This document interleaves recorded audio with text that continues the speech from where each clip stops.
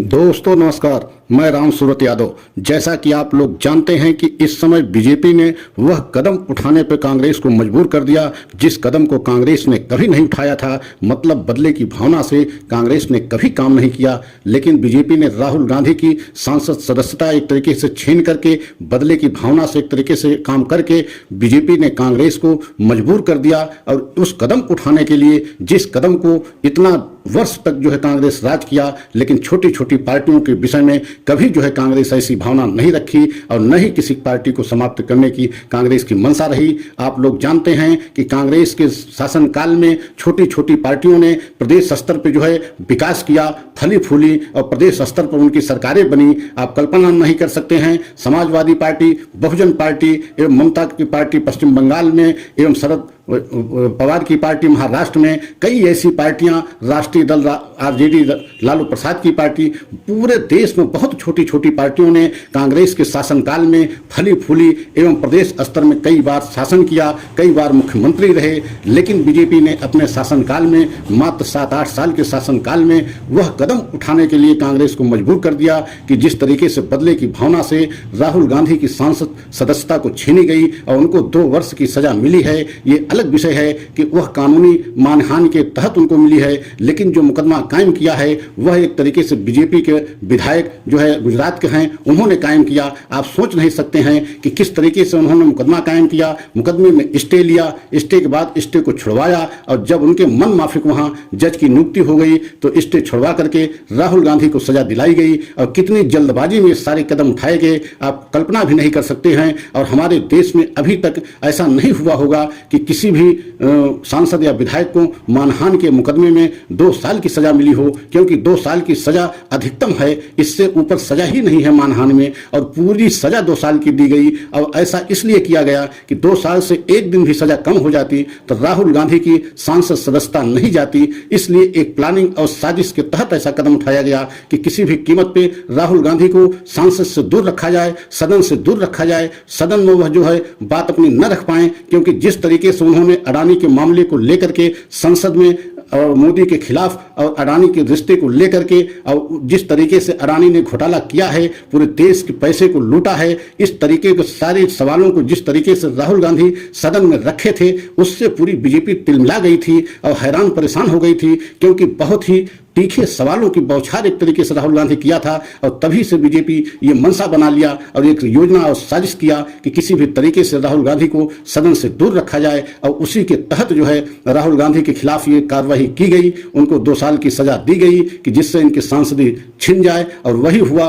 कि उनकी सांसदी छिन गई। लेकिन अब हम आपको बता रहे हैं कि कांग्रेस ने बहुत बड़ा कदम उठा लिया है जो उसने कभी नहीं उठाया था। और राजीव शुक्ला जो हैं कांग्रेस के राष्ट्रीय महासचिव हैं, उन्होंने अपने लीगल टीम को, मतलब एक तरीके से वकीलों की जो उनकी टीम है और बहुत बड़े बड़े वकील कांग्रेस में हैं, उनको सबको बुला करके स्पष्ट निर्देश दे दिया कि बीजेपी के बड़े से बड़े नेता हों और छोटे से छोटे नेता हों, सबका बयान जो है खंगाला जाए। और जिन्होंने राष्ट्र के खिलाफ बयान दिया है और देश के खिलाफ बयान दिया है, जिससे देश का अपमान हुआ है, राष्ट्र का अपमान हुआ है, उन सब नेताओं को, वो मंत्री हों चाहे केंद्रीय मंत्री हों, यहां तक कि प्रधानमंत्री के बयानों को लेकर के भी अब पूरी तरीके से कांग्रेस की लीगल टीम जो है इस काम में लग गई है। अब बहुत जल्द यह देखने को मिलेगा कि कई बीजेपी के नेताओं के खिलाफ मानहानि के मुकदमा होगा और उस मानहानि के मुकदमे के तहत कई जो है केंद्रीय मंत्री भी जो है जेल जा सकते हैं, सांसद भी जेल जा सकते हैं, उनकी सांसदी छिन सकती है।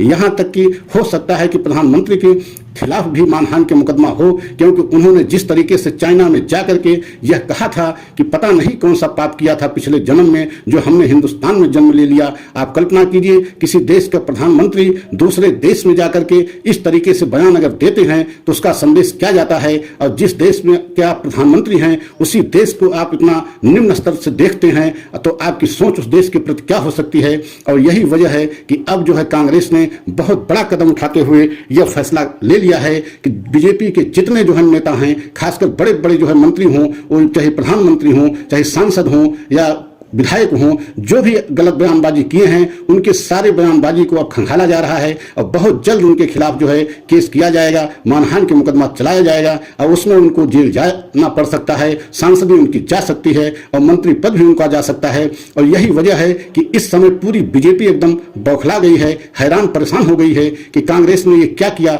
जो हम नहीं सोच समझ रहे थे, वह कदम जो है कांग्रेस उठा रही है अब। और आप कल्पना कीजिए कि यह काम